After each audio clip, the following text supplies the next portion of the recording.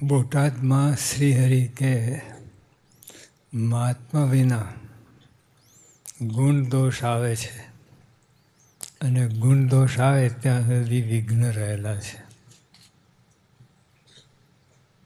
ઓલા અવગુણ આવે તેની વાત જ જવા દો, પણ ગુણ આવે, અવગુણ આવે, ગુણ આવે, અવગુણ આવે, ગુણ આવે, અવગુણ, એમાં વિઘ્ન રહેલું છે. ગુણ અવગુણ એમાં વિઘ્ન રહેલું છે. એટલે આપણે બધા આવી પરિસ્થિતિ છે. ગુણ આવે, અવગુણ આવે.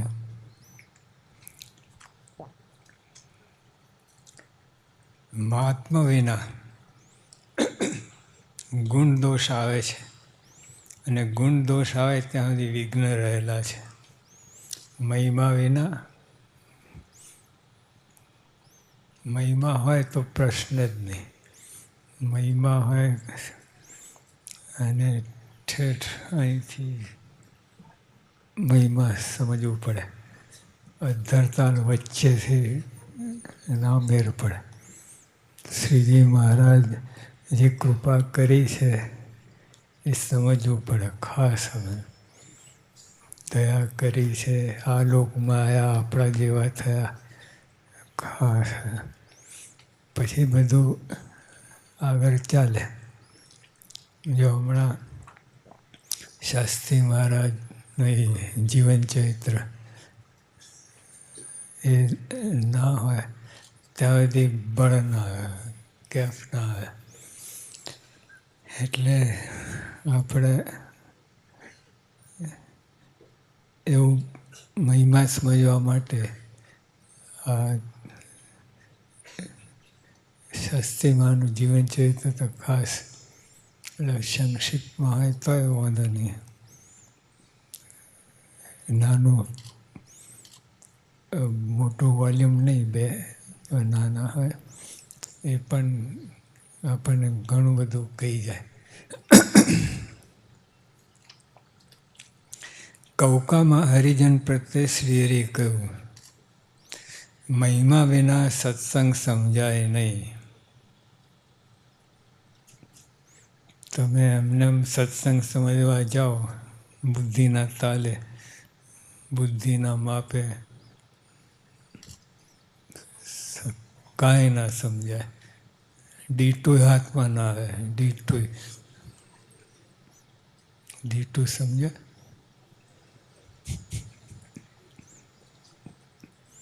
એટલે આપણે ગુલાબ હોય ને એનું ડીટું હોય, પછી એમાંથી ગુલાબ થાય. તો ડીટું હાથમાં ના આવે મહિમા વિના.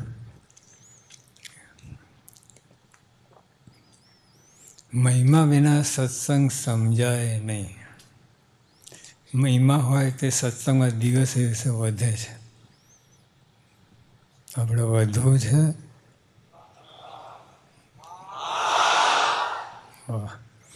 તો મહિમા સમજવો પડે. બધાનો મહિમા સમજવો પડે. નાના હોય એનોય મહિમા સમજવો પડે. ટેણિયા સમજીને કાઢી ના નાખવા, બાયપાસ ના કરો. જો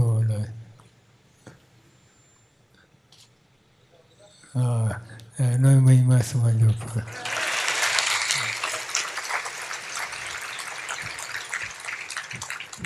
મુક્તો છે.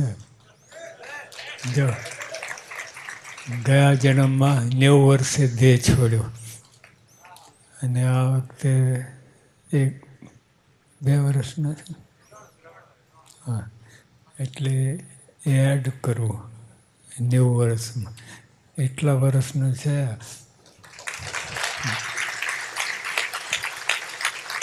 બધા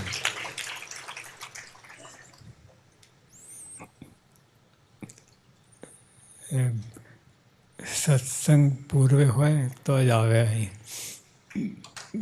ના આવી શકે. ઘણા સંસ્કારી છે. આપણે બધા કેટલાય સાધનો કર્યા છે, કેટલાય સાધનો. પછી સત્સંગનો પૂર્ણ ઉદય થયા પછી આ મળ્યા છે. એટલે એવું મહાત્મા બહારની વાત જુદી છે.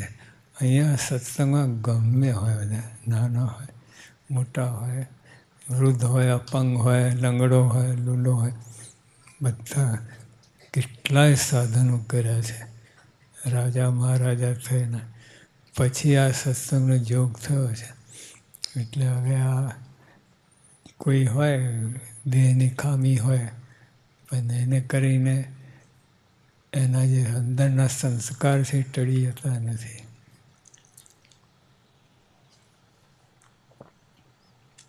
મહિમા વિના સત્સંગ સમજાય નહીં. મહિમા હોય તે સત્સંગમાં દિવસે દિવસે વધે છે. એટલે વધવા માટે મહિમા, બીજા કોઈ સાધન નહીં. સેવા ભક્તિ બધું કરીએ, પણ એમાં મહિમા એડ કરે ને. જો આપણે સોનામાં સુગંધ કે છે, સોનું હોય પછી એમાં સુગંધ હોય. સોનું સુગંધવાળું નથી હોતું, આમ બીજા ધાતુ જેવું જ લાગે. પણ એમાં સુગંધ હોય તો કેવું કામ થઈ જાય, સોનામાં સુગંધ. તો આ સેવા ભક્તિ બધું કરો, એમાં મહિમા છે, સુગંધ છે. નહીં તો લુખ્ખું. મહિમા વિનાના સાધન મેરુ સમાન હોય. મેરુ સમાન, higher than Everest, 10 times higher than Everest. Meru સમાન સાધન હોય. મહિમા ના હોય અને સાધન કેટલા બધા કર્યા હોય. મહિમા એના સાધન મેરુ સમાન હોય તો પણ મહિમાયુક્ત અણુ જેટલા સાધન બરાબર થાય નહીં. આ બાજુ મેરુ હિમાલયથી 10 times એટલા સાધનો કર્યા હોય, પણ મહિમાથી આટલું જ કર્યું હોય ને, ઓલાને ટપી જાય. એટલે મહિમાની ખામી છે. બધા પ્રશ્નો જ મહિમાની ખામીથી થાય છે. બધા જેટલા પ્રશ્નો સત્સંગમાં થાય છે ને, મહિમા. તમે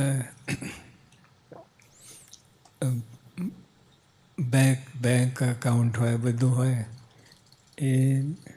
એટલે ગ્રસ્ત આશ્રમમાં તમારે બધું પૈસા હોય, એવી રીતે સત્સંગમાં મહિમા. જો અમે આપણે સુરત અને ભરૂચ વચ્ચે એક ફેક્ટરીમાં ગયા હતા. અમે ધમધમાટ ચાલે ફેક્ટરી. પણ પછી અમે માલિકને પૂછ્યું તો કે અમે દર મહિને 3 લાખની ખોટ ખાઈએ છીએ. આ ધમધમાટ ચાલે છે બધું, 3 લાખ મહિનાની ખોટ. મેં બંધ કરી જાઓ, ખોટ ખાઈને ધંધો કરો. તો કે અમે બંધ થાય એવું નથી. હવે 30 કરોડ ઇન્વેસ્ટ કર્યા છે, એટલે કરતાં 15 કરોડ તો પાછા આવશે. નહીં તો બંધ કરીએ તો 30 કરોડ જાય. તો ખોટ ખાતા પણ જો આ ચાલુ રાખે, આવું બધું છે. તો આ સત્સંગમાં મહિમા હોય તો તપ, ત્યાગ, વૈરાગ, સેવા, ભક્તિ બધું જ થાય. મહિમા ના હોય તો ના થાય. પછી સેકન્ડ મહિમા, અસલી મહિમા હોય તો બધા સાધન. સેકન્ડ મહિમા હોય તો ગડબડ. મહિમાને ઓછે બધું ધામધૂમ કરે, દેહને પોષે, આવું થાય.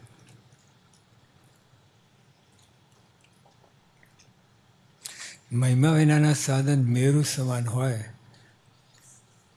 તો પણ મહિમાયુક્ત અણુ જેટલા સાધન બરાબર થાય નહીં. એટલે મૂળ તો મહિમા અને મહિમા આ પૂર્ણ પુરુષમ નારાયણ પારના પાર. હવે એના સંબંધવાળાને જો આપણે તો પ્રેસિડેન્ટ આવ્યા હોય તો એની સાથે જે હોય ને એ ઓર્ડિનરી ના હોય. પણ એને કોઈ નોટ ના લે, ઓલા પ્રેસિડેન્ટ ઉપર ધ્યાન હોય, પણ બાજુ બીજા બધા હાઈ સ્ટેટવાળા હોય. એટલે એવું આપણે એટલે ભગવાન છે એના સંબંધવાળા બધાનો મહિમા છે. કેટલા સાધનો કર્યા છે ત્યારે સત્સંગ મળ્યો છે અને ભગવાનનો જોગ થયો છે. એટલે અહીંયા સત્સંગમાં બધાનો મહિમા સમજવો પડે. બધાને તમે જેની સાથે ના ફાવતું હોય એનો મહિમા સમજવો પડે.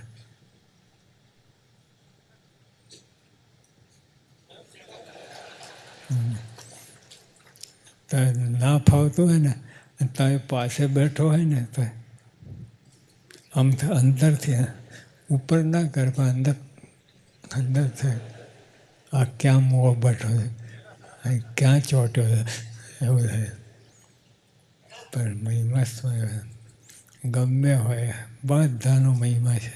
તમારી સાથે ના ફાવતો હોય તો એનો મહિમા છે એવી સમજવું.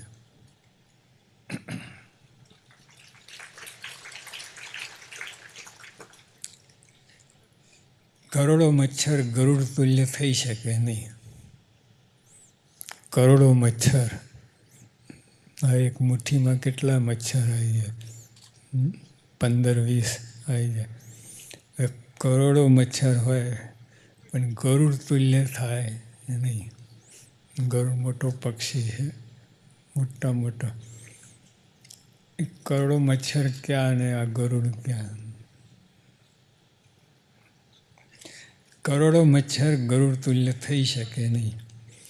હરિભક્તને પરસ્પર હેત ના હોય,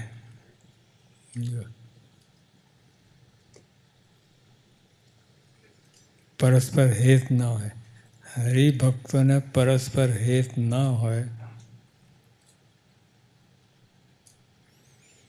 તો સાધન અપાર કરે તો પણ ફળ મળતું નથી. બધી સેવા ભક્તિ બધું કરો તમે, ફળ મળે નહીં, અટકી રહે. અને આપણે અહીંયા સુધી જઈએ ને એન્ટર થવામાં પટકી રીતે મહિમા સમજો તરત એન્ટર થઈ જાય મહિમા.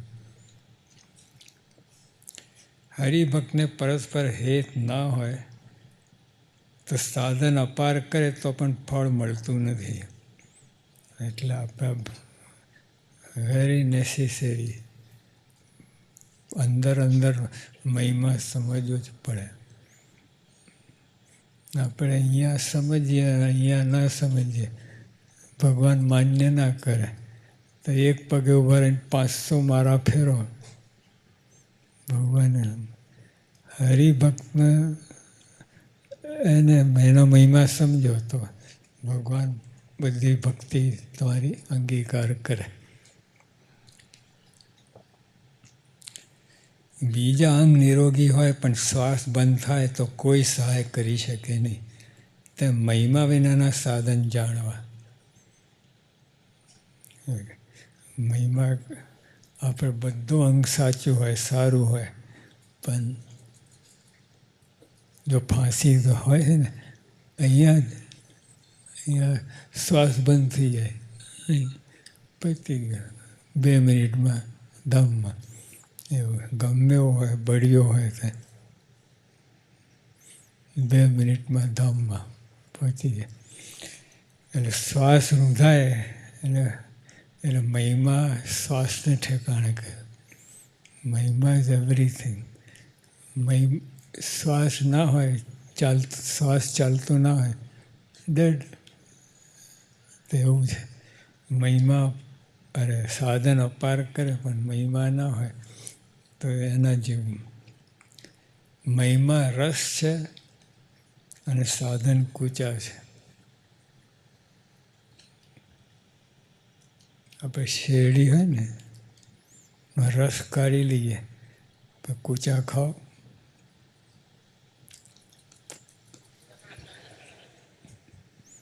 પતી ગયું. તો મહિમા છે, રસ છે, અને આ સાધન છે કૂચા છે. મહિમા માઇક જીવને ગમે નહીં, તેને તો માઇક વસ્તુ ગમે.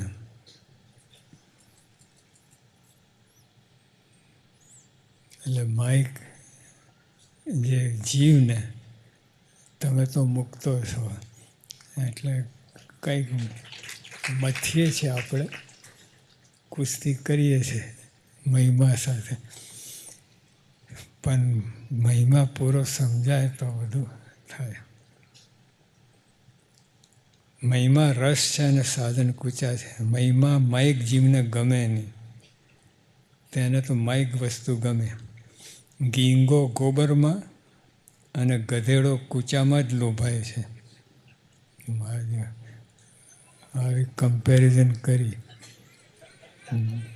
ગીંગો એટલે વિષ્ટામાં જ બધું પતે, અને ગધેડો કૂચામાં જ લોભાય.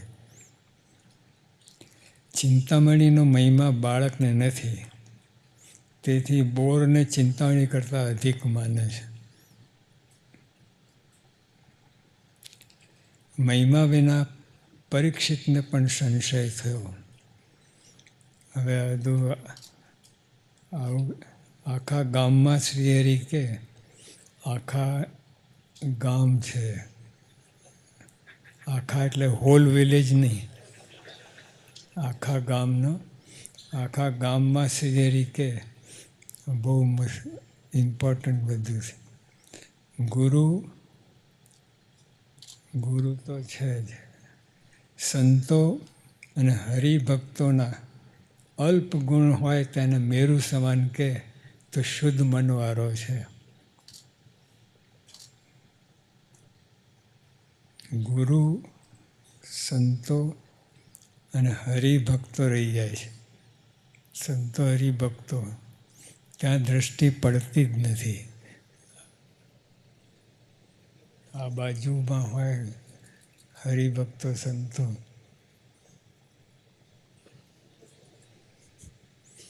ભગવાન પાસે જાય. ગુરુ, સંતો અને હરિભક્તોના અલ્પ ગુણ હોય, એક જરાક જ ગુણ હોય, અલ્પ ગુણ હોય. ગુરુ, સંતો, હરિભક્તોના અલ્પ ગુણ હોય, નેગ્લિજેબલ, દેખાય જ નહીં, તેને મેરુ સમાન કે તો શુદ્ધ મનવાળો છે. એટલે આ શુદ્ધ મનવાળો એટલે કામ ક્રોધથી રહિત એ નહીં. આ શુદ્ધ મનવાળો આને કહો. હરિભક્તોના અલ્પ ગુણ હોય અને મેરુ સમાન માને એ શુદ્ધ મનવાળો. બીજા કામ ક્રોધથી રહિત થાય એ અઘરું છે, પણ એ કામ ક્રોધથી રહિત થાય તો આ સમજાય જ. એના કામ ક્રોધ ટળે જ નહીં. આ મહિમા સમજવું પડે. હરિભક્તના અલ્પ ગુણ મેરુ સમાન કે કામ ક્રોધ એના ઝપટમાં આવી જ જાય, ટળી જ જાય. સંતો અને હરિભક્તોના અલ્પ ગુણ હોય તેને મેરુ સમાન કહે તો શુદ્ધ મનવાળો છે. તપ કરવા કરતાં પણ સંતના ગુણ ગ્રહણ કરવા તેનું બળ વધારે છે. પછી આપણે તપ ના કરીએ, ગુણ ના લઈએ, આવ જાય. એટલે તપ કરતા, તપને ફેંકી દીધા નથી, તપને ગણ્યો છે, પણ મહારાજે કહ્યું તપ કરતા હરિભક્તના ગુણ લેવા, તપ કરતાં પણ સંતના ગુણ ગ્રહણ કરવા તેનું બળ વધારે છે. એટલે તપ તો લાઈનમાં આવે છે, કાઢી નાખ્યો નથી, પણ એના કરતાં ગુણ, સંતના ગુણ ગ્રહણ કરવા એ વિશેષ છે. સહજાનંદ સ્વામી મહારાજ.